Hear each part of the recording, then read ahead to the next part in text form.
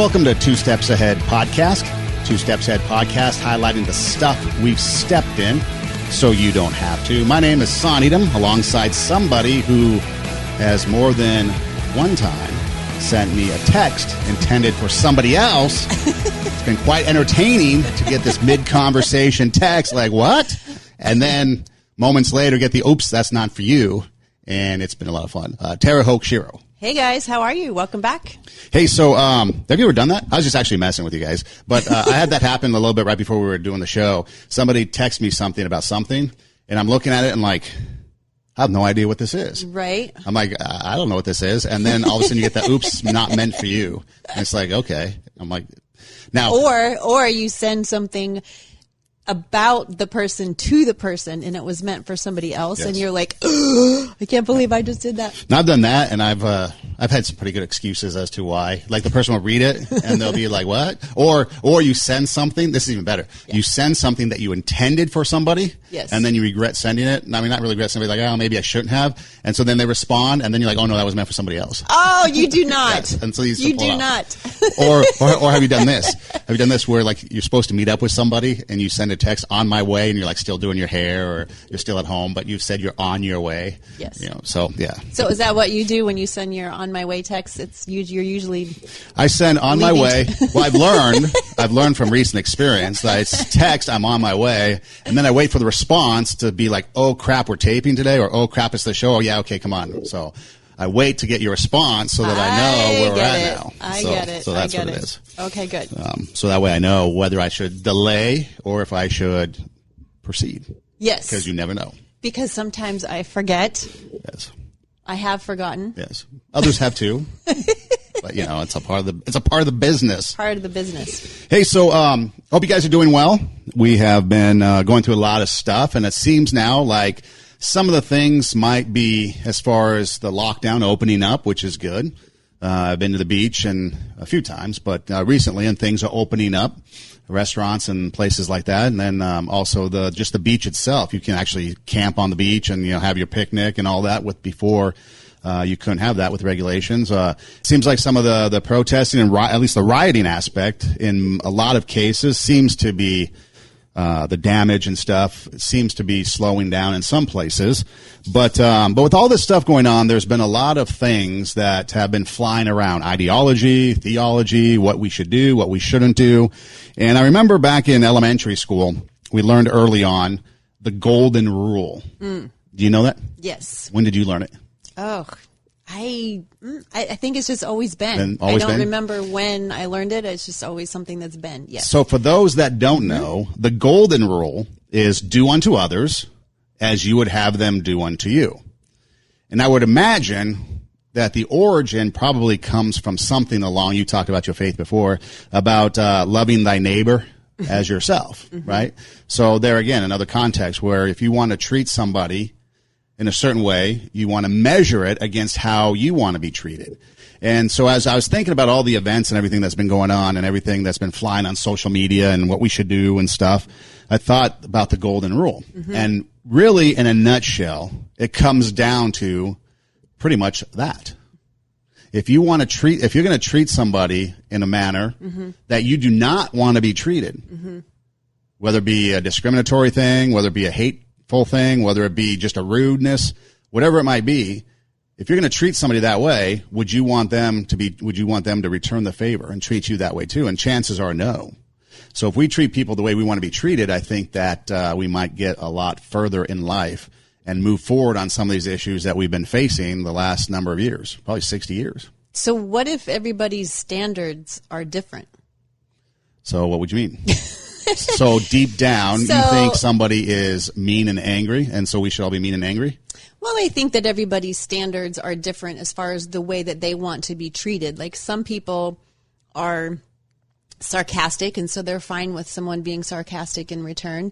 Some people are super sensitive, and so they want nice, easy, almost like a kumbaya way to deal with them because they that's how they see, I know some people who walk around and they just say, oh, well, we just have to be happy. And why can't people just be nice? And I treat people nice. And, but they're kind of like a happy-go-lucky kind of person, and so they can't handle any type of like normal feedback or normal give and take in a conversation.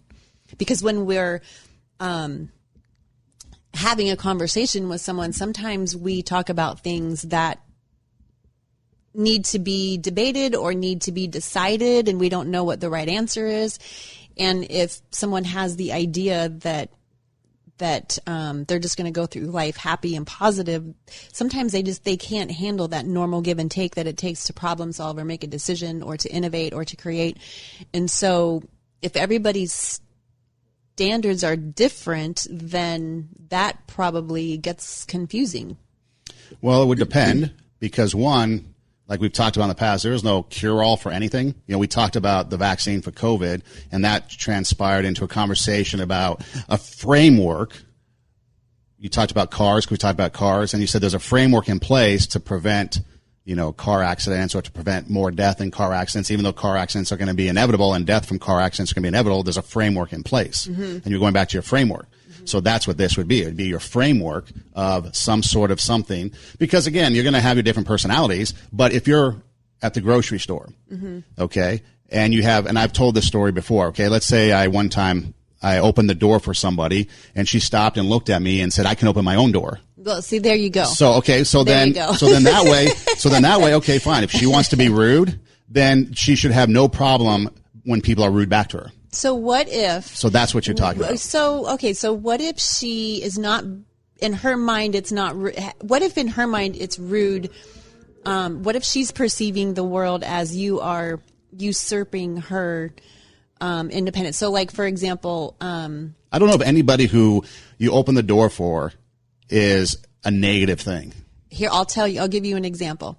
So, and I'm going to fix my chair because it's bugging me. Okay, that's better.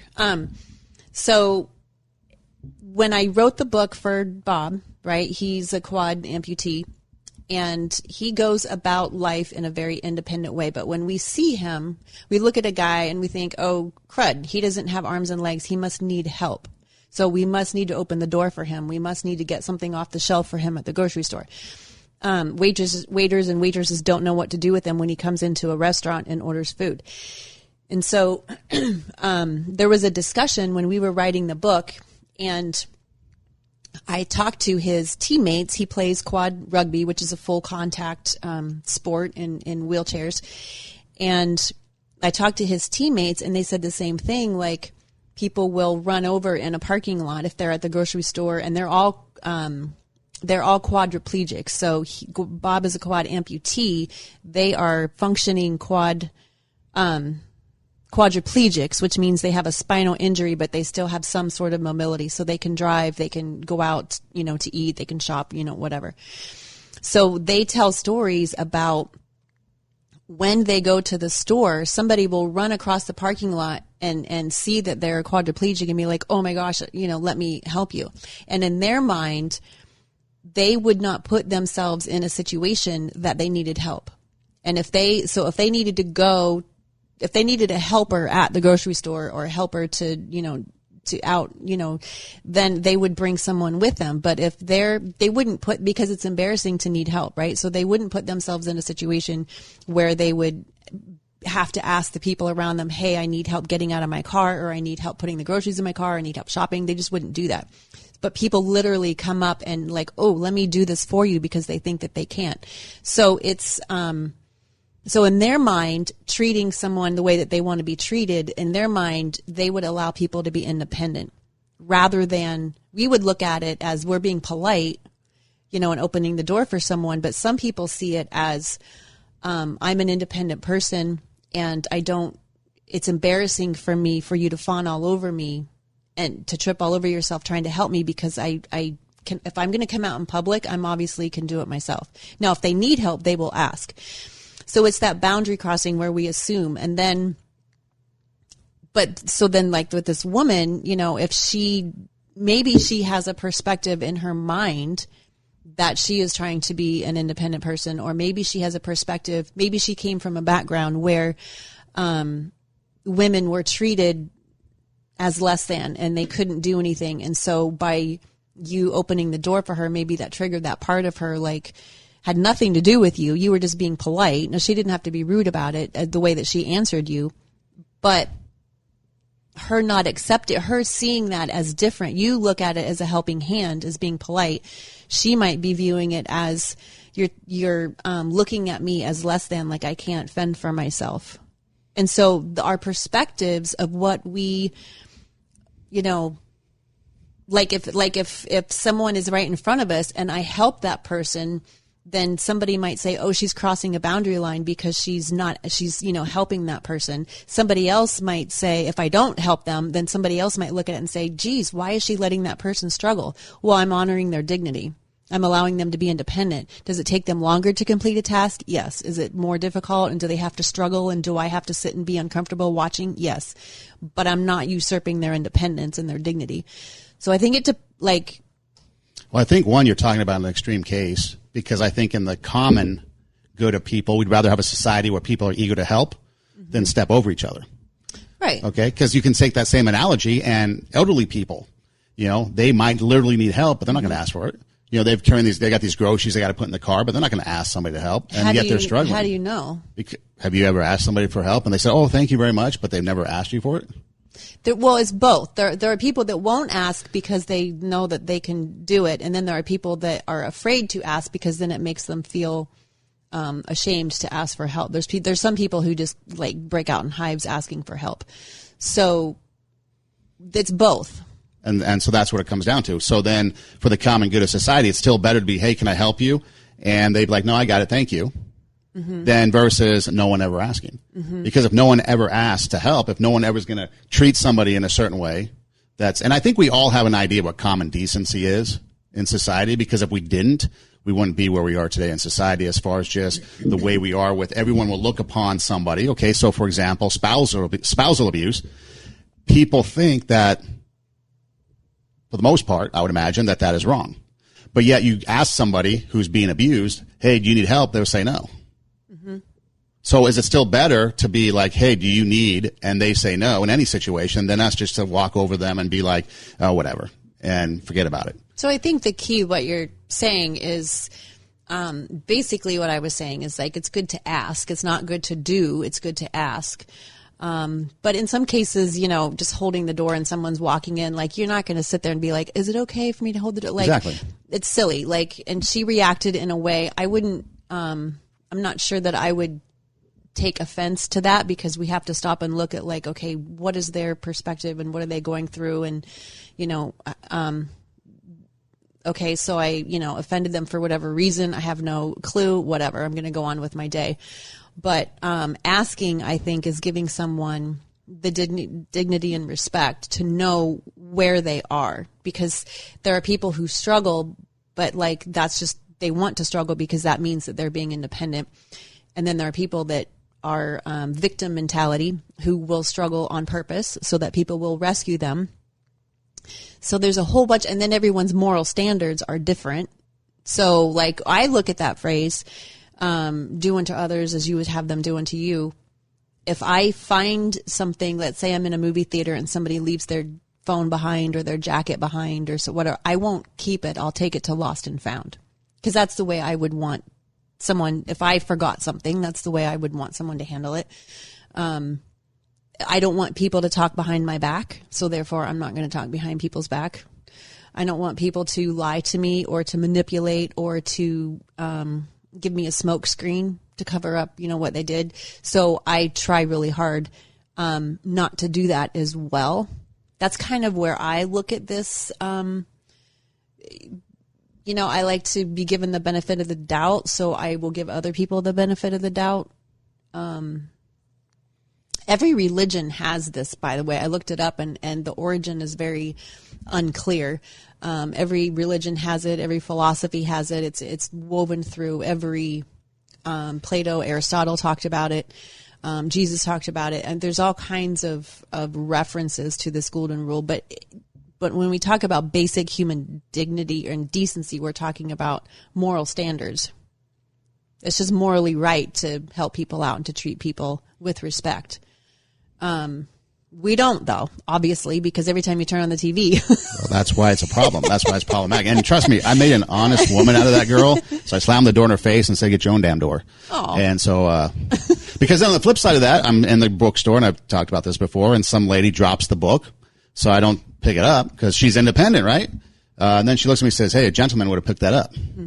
Okay, so now, either way, I'm the bad guy. Mm-hmm. So now if common decency says open the door for somebody, mm-hmm. is polite, gentleman, chivalry, whatever you want to call it. Now, people have a problem with that. Well, then maybe you should re-examine yourself because maybe if your idea of common decency and good and helping others is a bad thing, then maybe that's part of the problem. Whereas then on the flip side, okay, if I pick up the book and help her, then in that case, I would be 2 for 2 in helping. One rejected the help, but then the other was appreciative of it. Mm-hmm. But yet my intent is still to help. My intent is still to provide something to somebody that might be a benefit or maybe not. You never know. But at least that way I know that if I'm treating people a certain way, then perhaps they might treat me back that same way. Because how many times do bullies sit out there and then people hate them and they're mean? Okay? It's because you're treating people bad. Right. And so otherwise, on the flip side, if you're talking about somebody who is nice and polite, and people will treat you nice and polite, take a look at high school or elementary school. The problematic students are pointed out because of their problems. They're in trouble. There's a trouble kid. He's always causing trouble. He's a bad kid. And so he's treated as the way he's acting. Now you can take the underlining stuff out of it, but you can just look at the behavior. Whereas the good students get away with stuff because they're good students and they're not perceived as a problem. So the reaction is that people will treat you how you act. If you're acting in a good way, people are going to treat you a good way. And when you talk about what's a good way and what's a bad way and people's independence of how they think, well, I think we all have an idea because I think it's inherent in us as to what we think is good and what we think is bad. Because that's why most of the time people will think that the common laws that we have are decent. Common laws that we have are good. If you go back to the 10 Commandments, laws are in the books that we can't kill, we can't steal, we can't do other things. Like you just said, you don't want people to lie about you and talk about you behind your back. So I think a lot of people feel that way. A lot of people will agree with the fact that, yeah, if people are doing something to make me feel bad on a whole, I'm not going to like it. If people are talking bad about me, I'm not going to like it. If people are taking stuff from me, I'm not going to like it. If people are bullying me, saying bad things about me, I'm not going to like it. So if we're doing that to other people, then when other people do it to us, it shouldn't bother us because that's how we're treating people. Mm-hmm. It's what we put out there is going to come back. It's like if you want to even take it to the level of karma, if you're doing good things, then good karma is going to come back to you, right? If you're doing bad things, well, karma's a bitch. And it's that same concept. It's like, so what are we doing to other people? And when you take a look at today's current events and everything that's going on, if you're treating people in a manner that you would want to be treated, then chances are some of these issues that we have, like I said, it's not the cure-all. It's not, the cure, but maybe it's a vaccine towards some of the issues that we're facing because we're still going to have those people because there are people, people are bad. So just start there. But I think it's going to help people get to the point and help society get to the point where we solve some of these issues because if we don't want people to take stuff from us, we shouldn't take from other people. If we don't want to suffer the consequences of our actions that are negative, I mean, Mother Teresa, you look at Mother Teresa and you think a good person of all the things she did. Okay. Now you can think of somebody else like a Hitler and all the things he did. The fact that Mother Teresa at the time of her passing, it was probably mourned by many people. Whereas you look at Hitler and nobody probably cared. They probably celebrated the fact that he killed himself. So again, that's what you're dealing with. You're dealing with what are we doing out there to help people, help society? And is that how we want people to treat us? If we're going to be rude to other people, then don't be surprised when people are rude back to you. So I think, I agree with everything that you're saying. And I think that it also comes back to kindness because, we've always said that character only has value in the opposite situation. So we're not nice to people simply because they're nice to us. We are kind because, a loving and gentle spirit in the middle of chaos, right? And so if we do I've heard several stories, like if we do a gesture for someone, so if we could do the golden rule, I'm going to treat people the way I want to be treated, right? So then we do a gesture for someone and then it isn't received well. And so now we're mad. I heard a story, there was a group there's a group out here in Santa Clarita, I think it's called Family Promise, and families can spend the night in shelter, safe places. It's not a shelter, but there's a whole program. So anyway, there was some volunteers spending the night in this place with these families so that everybody's safe. And they had ordered food for the families and this one particular family. And this one guy started complaining. He's like, I'm not eating this. We come in here and now this is free food, free shelter, free, they're trying to help them and put them through the program. But he didn't, appreciate it. And so the volunteer got really mad. So then they're like, oh, okay, well, what can we order you that you would like? So then they ordered something else. He didn't like that.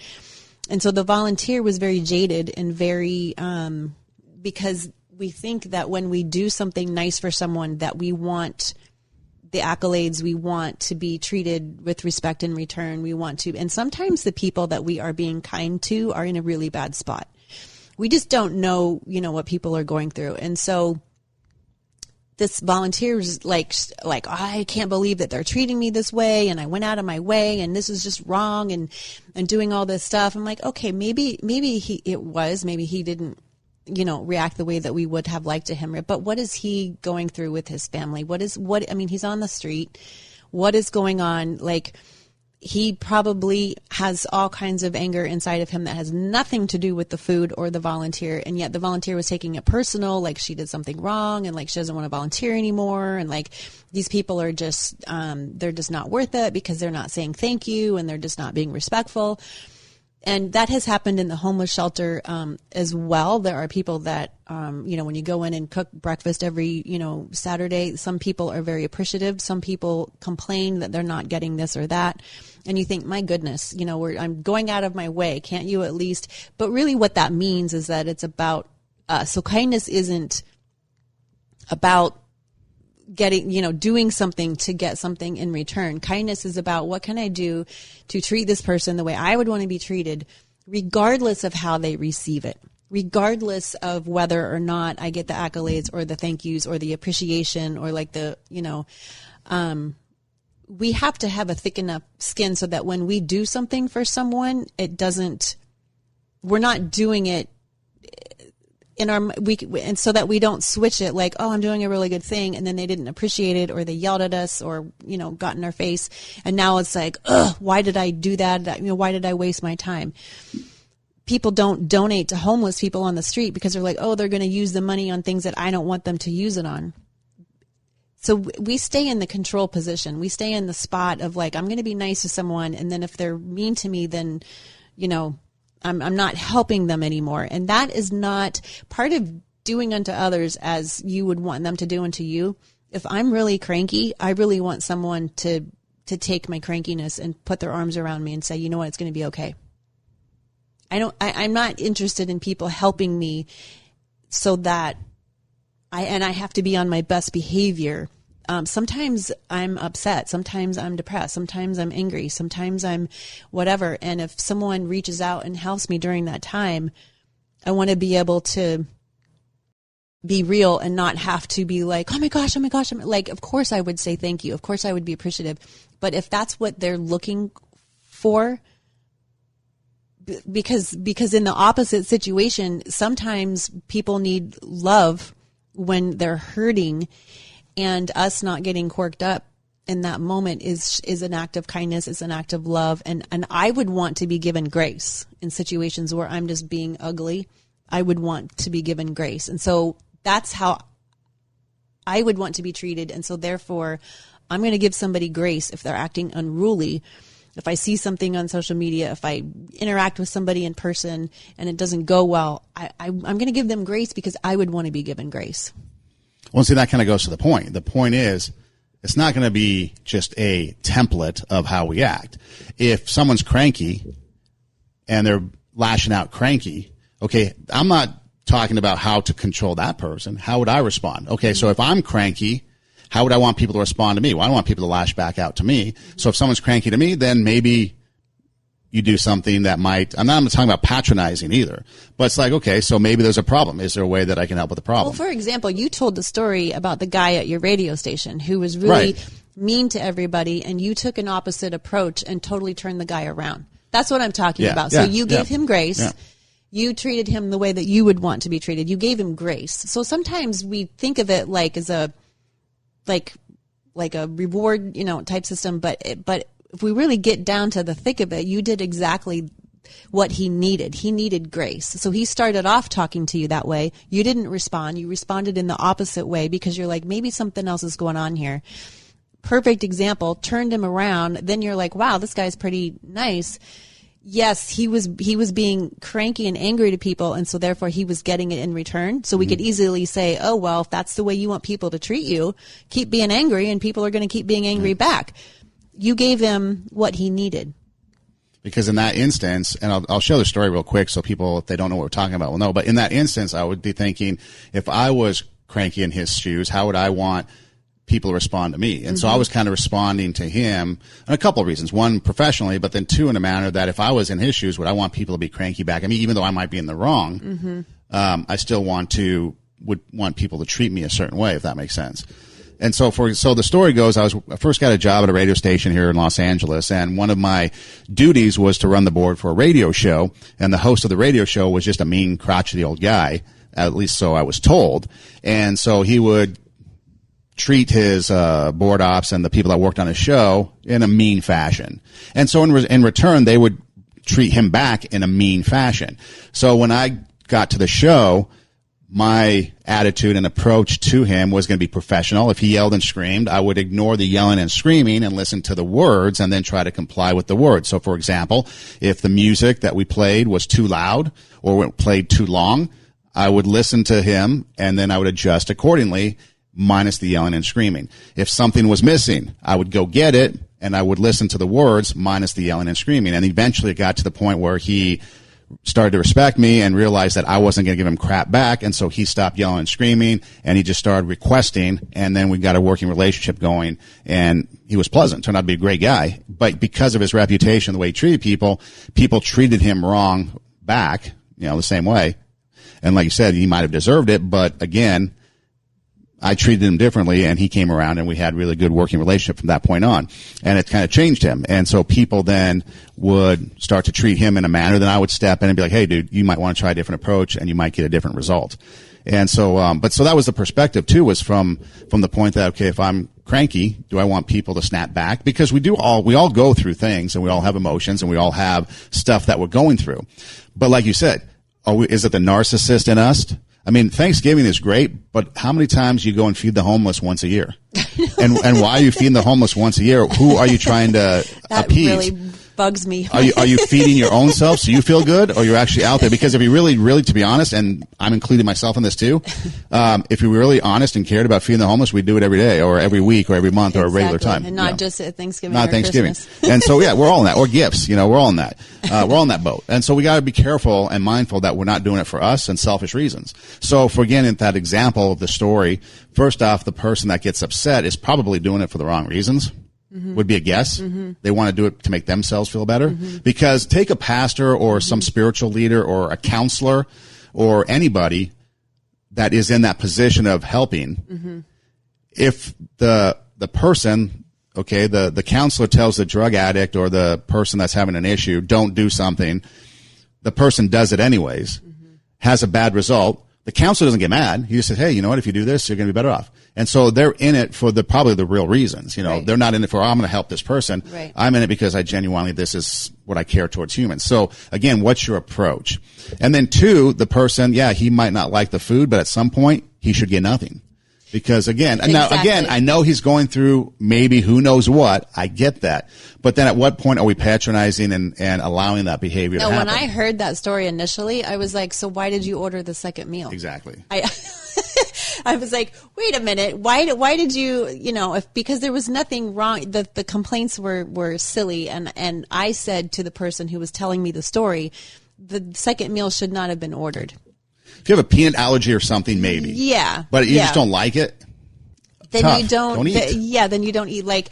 So I'm not saying that he needed this person obviously needed some grace. There was obviously a lot more going on than the food that was put, in front of him. And so grace is the measure that should have been given. The second meal should not have been ordered. And then the volunteer, again, like you said, you got to check, why are we doing this in the first place? Because if you're going to help people who are in need, they're going to be needy. And so it's a different, so we have to give people something different than what we think. We're not just giving them food. We're not just giving them supplies. We're giving them dignity.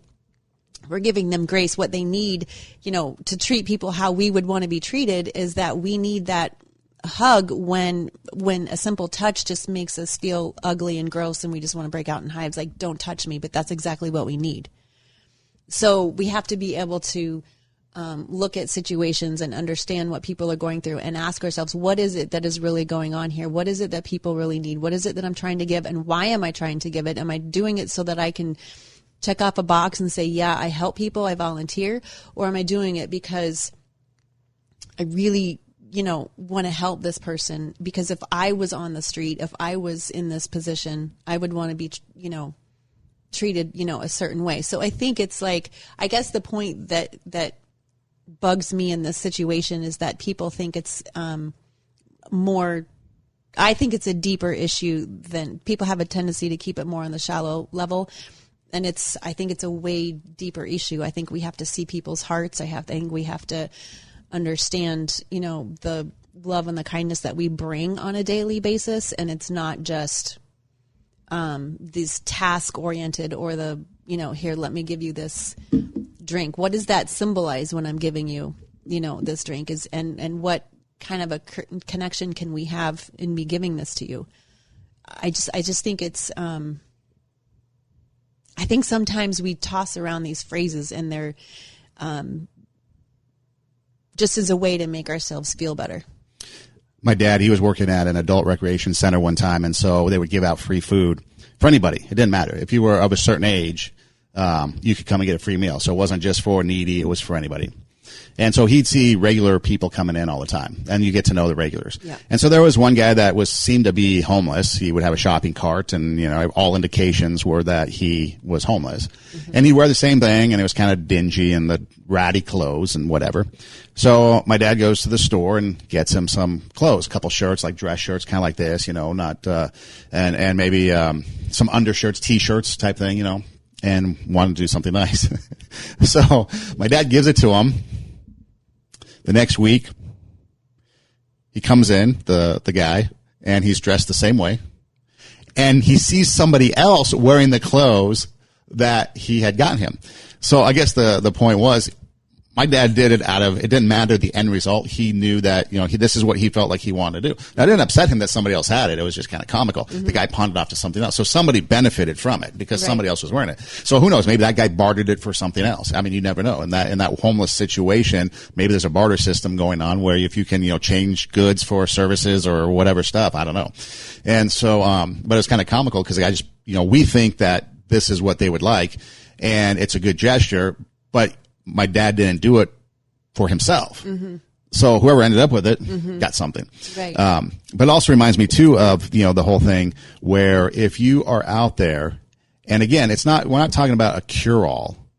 We're talking about just in general. If we're treating people in a manner that we would want to be treated, I think we'd have a lot of resolution and a lot of problems. So for example, you mentioned in the past where you are going out to an evening of elegance, and that you walk into the room. I can't wait to go out for an evening of elegance. Can I just say that before we move on? It's been months. She is elegance depravity, people.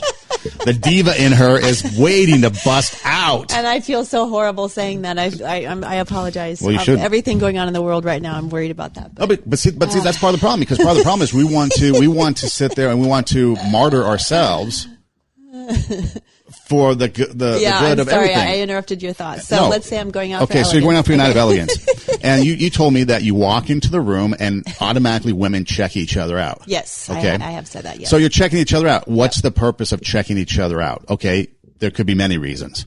And so because of those reasons, you check people out, make sure maybe you compare to them.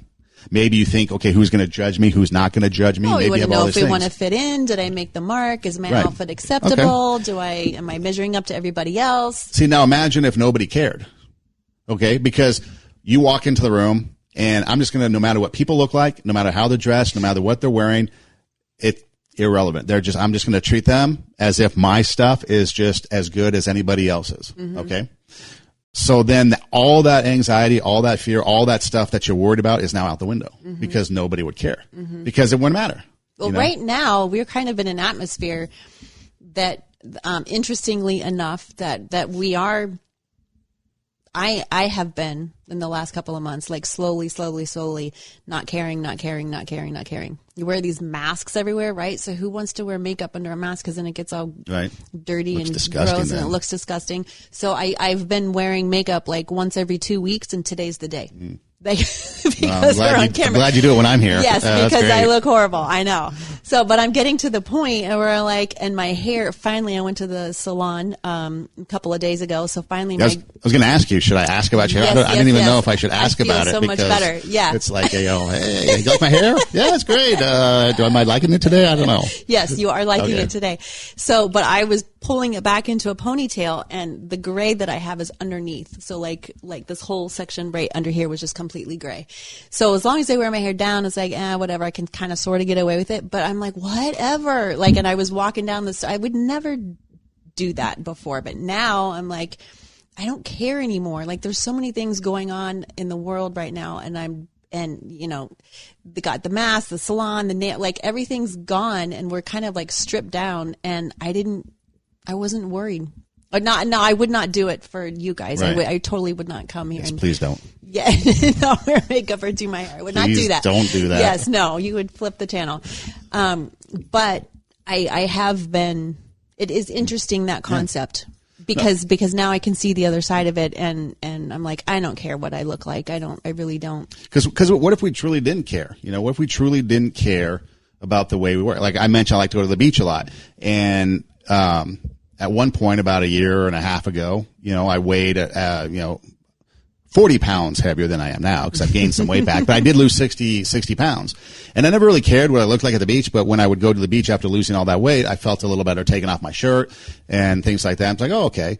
And then I went recently, and I'm like, well, maybe I should keep my shirt on because I'm kind of back in that COVID-19 weight, But then I'm like, oh, who cares, because we shouldn't care. We really shouldn't care. Now, we may want to look good about ourselves again. Okay. So maybe we have a certain way that we feel comfortable, that the way we want to look. And so we do it for us, or maybe we do it for a spouse or a significant other, or, I used to have this long goatee. And almost a year ago, I shaved it off. It was about 2 years worth of growth. And, so I shaved it off because some people, like my mom, for example, just thought it would be better if it was shorter. So, I do stuff, like that. Thank you for making it shorter. But yeah, but that's the thing. It's like, so in some cases, okay, maybe you do something for somebody else, but a lot of times if you're doing it for yourself, then that's okay. But why should you do it for other people? Okay, if I'm on the beach with a bunch of strangers, what do I care what they think of me? So, okay, so if we're putting this under treat others the way you want to be treated. Yeah, so then if I see somebody running around the beach that is in a Speedo and maybe overweight, then really should I shame them? Should I be like, oh, look at them? Because maybe one day I'm going to be a 200 pounds or 300 pounds Please again in a Speedo. Speedo. Maybe I'm wearing a Speedo. No, but that's the thing. It's like if we're just out there, if we're out now we talk about the decency thing. So maybe the bikinis and the exposing of the flesh might be a different conversation. Oh, that is a whole nother conversation. Yeah, that's a whole other conversation. Really... But if you're looking at somebody who might be overweight, or maybe underweight. I've seen a lot of people that, they're skin and bones, and you're like, dude, eat something, have a Big Mac. But maybe there's underlying issues, but then you see other people who have, like you said, a disease or something, or they're born with a deformity, and that's their life. And so they become known by that. I mean, it was kind of like, I guess, what that movie, again, dating myself, The Elephant Man. I never watched it, but, or any other movie. And so you see these people that are born this way. And so again, they can't help it. So again, what if I was in that shoes? Or maybe it's a tandem. Treat others as you'd want to be treated if you were in their shoes. Maybe you add that to it, because you say, you don't know somebody until you walk a mile in their shoes. Yeah. So, maybe that's the other thing. Maybe we have to have understanding, and maybe that's where the grace comes in, understanding of what the other person might be going through. So, yeah, so the lady slamming the door, and sometimes I play it off like, oh, she was rude. Well, she was, but whatever. But it's also like my intent wasn't to get accolades, and I still held the door. I said, okay, so do you want to go in or not? You know, I'm still holding the door for her. I'm like, do you want to go in or not? Because if you're not going to go in, I'm going to go in. If you want to go in, then there's the door, go in. You know, you decide, and then, you know, based on your decision, I'll respond. And so my response wasn't anything negative. It was just like, are you going to go in or not? Because I'm going to go in. I don't remember what happened. I just remember at the end, she was staring me down and whatever. And so I busted a cap and a knee. No, but so again, it's, are we doing it for ourselves, or are we just doing it because maybe, you know, I've had people hold doors for me, and it's blank. I was driving on the freeway, and you know, you ever get those situations where you're driving, you're in a lane, there's an open lane, and then there's another lane, and everybody wants, and you two people want to merge in the same lane at the same time, right? Okay. Right. So I had that experience. So I look over, and we both are going to merge at the same time into the lane, and so I pull back, he pulls back. And then we look at each other, and I'm like, go, and he's like, go. And now we're in that situation. It's like, okay, we're going to crash because we're undecisive. Well, so then what he decided to do, so I'm waving him over. He's waving me over. And I'm like, okay, what do we do? Because now we're going to come back and crash again because we're waving each other over. So he hit the brakes, and he backed off. And so I'm like, okay, so I'm going to move over, and then he's going to move over. Because he had the ability to slow down because I had people on my tail. Because we're still not at the point of traffic, although it's getting heavier out there. Stay home. I would say people are getting more reckless. Yes, it's crazy. Yeah, it's crazy right now. It is not a good time to be on the freeway. But there we kind of, you know, communicated, worked together. But, and again, in the situation, our intent wasn't like he just didn't pull on over and I back over so he honks over, you know, and steals my lane. But, you know, we kind of compromised, worked it out so we both were able to change lanes and then go. But so it's something like that. It's like, what are we in it for? Are we in it for because, you know, we want to help other people? Is it because we want accolades for ourselves? Is it because of whatever the reason? But again, it just goes back to a basic understanding of what we all think, because I think within us, there is a belief of what is inherently good and what is inherently bad. You know, there's a moral good that we all agree. You know, even in prison. Well, you know, we don't all agree, but there is a moral good. But no, we all agree that there's a everybody. moral good. Whether that definition of moral goodness might change, but there is a moral good. And I think that on the commonplace, you would think that treating somebody with respect would be okay. Obviously, there's a lot of bad people out there. But for example, if I'd rather hold the door open for somebody, and then they look at me like, dude, don't hold the door open for me. Then why didn't that person hold the door open for me? See, there's a negative, there's a negative connotation, a negative twist there. So someone's going to look bad at me because I was rude, or just open the door for somebody as they get in the car. You know, I do that all the time, and people look at me, and I've actually had people tell me, like strangers, hey, I'm impressed that you opened the door. You know, you still open the car door for it. I'm impressed by that. You know, that's a gentleman thing to do. And it's like, oh, okay. Now, I didn't do it for any accolades, but people notice, and people will notice what we do. And so now we might affect other people and our actions. Yeah, and I think that right now it is more important than ever to think about this topic, because we are in the middle of another episode of civil rights, another episode of you know, racism, another episode. And when I say another episode, I don't mean to say that as if, like, here we go again. It's been going for 400 years, 1619, you know, when we started bringing the people over and putting them into slavery. But it's bubbling up again, and we're talking about it and dealing with it again. And I think part of the, you know, when we talk about do unto others, you know, the way, I think when we are prejudiced or racist, one, we're not going to do that. But then two, when we're oblivious and we don't pay attention to what other people are going through, then we don't necessarily put that rule into practice because it doesn't, you know, pertain to us. So we're not as nice to the homeless as what we could be, because we don't want them in our neighborhood. We don't, yeah, they need to have housing somewhere, but not where my business is and not where my home is. Yeah, racism is horrible, but, you know, and whatever excuse that we have. You know, I've gone to the strip clubs, I've gone to the porn show, like to minister to the dancers and to the different people in the industry. And it's like, oh, those people are doing something bad. And so, you know, why would you do that? You know? So I think that to take, you know, on a deeper level, it is nice to treat people the way that we want to be treated on the surface, you know, in traffic and at the store and whatever. But then on a deeper level, I mean, it's so important in our society because not everybody is considered equal right now. Not everybody is considered with respect and with dignity. There's all kinds of segments in our society where people are dismissed because we don't want to be bothered. We don't want to change what's going on with us. We're benefiting from, privilege, or we're benefiting from, whatever. And so we're not stopping our lives and saying, hey, wait a second, we need to reevaluate what we're doing. And so in that respect, on a deeper level, our society sucks because we're not treating people the way that we want to be. If that was us in that situation, in any of those situations, we would be screaming, from the rooftops, like, this isn't fair, but because it's other people and we may not be dealing with it per se in our life, it's like off of our radar, and we're not standing up for things that we should be standing up for. We're not speaking out. We're not in a respectful way. So yeah, it's horrible that we don't pay attention to this on a deeper level. But see, you just elevated it there to a society level.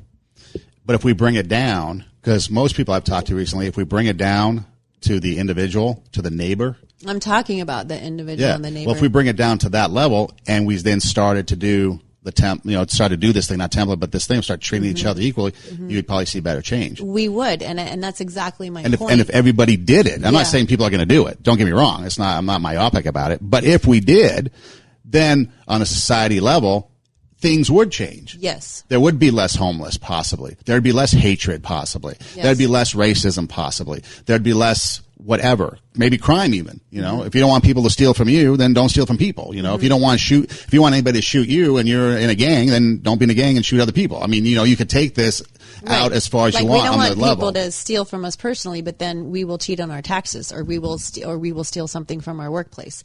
So we compartmentalize, everybody's moral standard is different, and we think that we are always in the right, and we're not.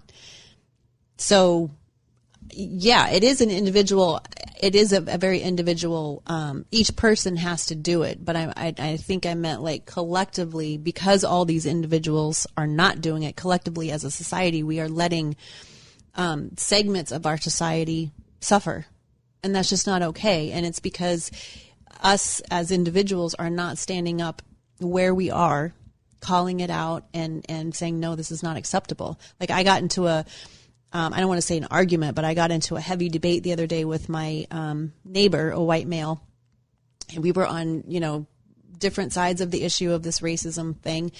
And I was getting really frustrated by what he was saying, because I was just like, oh my gosh, this is like, okay, hello, this is the problem right here. Everything that you're saying is just like so out there. And normally in the past, I would have not engaged. I would have been like, oh, this guy's a, whatever, and he can think what he thinks, But now I'm like, no, I have to not stand there and just, okay, that's the way you think. Yeah, okay. I can't just stand there and do that anymore, because it's gotten to the, I shouldn't say it's gotten to the point. It has always been that. It has always been horrible. I have not stood up the way that I should be standing up. And so now I am at the point of growth and learning that I cannot be silent anymore, and I cannot let people say things like that anymore without, if I'm in a conversation. So yeah, treating other people the way that I want to be treated in a conversation, like, we have to be brave enough to have those conversations. But see, I think in a situation like that, or just in anything, people are going to immediately, and when you engage in conversation, people are going to hold their ground. I think actions eventually persuade people. Yes. And quick example, a guy whose family's from India was telling me that in the history of India, their religion is was a Hindu. Mm-hmm. And so there's all these gods and everything. And so people in India will act based on the religion. Mm-hmm. So when the Christian faith missionaries went into India, mm-hmm. all they did was set up shop and started helping the sick, feeding, because there's a caste system. Mm-hmm. And so they just started treating people in a manner. Mm-hmm. Okay. No religion, mm-hmm. no theology, no Bible thumping. They just started treating people mm-hmm. with humane. Love and kindness. Yes. Yep. Okay. So then at some point, everyone notices and people are noticing. So they're like, hey, why are you treating me differently? Because this is how it's supposed to be, but you're not treating me Right. as a lower class citizen in this caste system, whatever. What is different about you? Mm-hmm. Oh, you want to know? Here's my faith. Right. So they start sharing their faith in this example. And the next thing you know, after years of this kind of model, people are starting to now become the Christian faith. Okay. Mm-hmm. So that was the model that worked. But the thing that changed them wasn't the ideology, the Bible thumping, the whatever. Right. So in your case, for example, you might not win him over by having a conversation in the streets, but if he starts seeing your actions, mm-hmm. if other people start seeing our actions, mm-hmm. that's going to change. If you see somebody feed somebody, that could, just like I said, opening the door for somebody, the car door, whatever, somebody saw them, was like, wow, I still can't believe that you do that. That's great. Right. Okay, that's right. Insignificant from the worldly things, but maybe somebody saw that and that makes a change. Mm-hmm. And so that's what it is. And again, it goes back to the kind of thing we joke about with the Man in the Mirror, Michael Jackson song, but that's what it does. And our actions are going to speak louder than words, I think. Yes. And when people see that, so, okay, instead of sitting there butting their heads against the wall, the conversation on social media, that's not going to change anybody's opinion except piss everybody off. Mm-hmm. Why don't you do something to affect change? Or challenge the person. Okay, you know what? We disagree. Let's do this. Let's find something neutral. A homeless situation. Let's go together and feed the homeless. Let's go together and do this. Mm-hmm. So that way, because again, the greatest thing that we have that is equal is time. Mm-hmm. You could have more money than me and donate more money, but your time is just as valuable as mine. If you set an hour aside to do something and I set an hour aside to do something, now that is equal. Right. Okay, in giving. Right. So again, as we wrap up here, maybe it comes down to our actions mm-hmm. will speak louder than words, and what are those actions going to be? And if you don't know what those actions should be, and you have no idea, then maybe if you think about doing unto others as you would want them to do unto you, or loving your neighbor as yourself, or whatever religion, because you said this is woven in all the religions, whatever it is, karma, whatever, then maybe, just maybe, things will start to change. Agreed. And so that would be the template. Again, not a cure-all and not really a template per se, but not if you want to call it vaccine, whatever, but maybe it's a start for change. Mm-hmm. And then as we do it at an individual level, and we do it one-on-one, in the community, in the neighborhoods, and then maybe it grows from the grassroots, because it's not going to change from the top down. Agreed. And so, again, that's something to consider, something to think about, because, again, we don't know. And then just take into consideration what the other person might be going through, and don't do it for yourself, but do it because you want to see. It has to start with us. It has to start with, putting yourself in that situation, and how would I want to be treated in that situation? And I do totally agree that it's going to have to change from the bottom up, because we like to point fingers at people and say, oh, it's because of, this group or that group, or the political party or whatever. No, it's us. We have the ability to change it on a daily basis. How many million or billion people are I think there's 10 million just in Los Angeles, mm-hmm. right? So if 10 million people just did that once, mm-hmm. That's 10 million, acts of kindness and love that we would see, and that would be very life-changing. And it'd have to be intentional. Yes. You can't live off the emotions. I know a lot of people are reacting off of emotion right now. And what happens when the emotion ends? What happens when the craze ends? What happens when the real work has to begin? Yes. And that's then what happens. We go back to normal. Nothing changes. So it has to be intentional. And it has to be something that we make a recognized cognitive decision that this is what I'm going to do. Mm-hmm. And it's not about me. It's about the other person. And maybe change comes. So there you go. There you go. Hey, so 2 Steps Ahead podcast, highlighting the stuff we've stepped in or maybe standing in, as our motto has kind of changed with the current events of time. So hopefully you don't have to. You can find us on Instagram at 2 Steps Ahead podcast.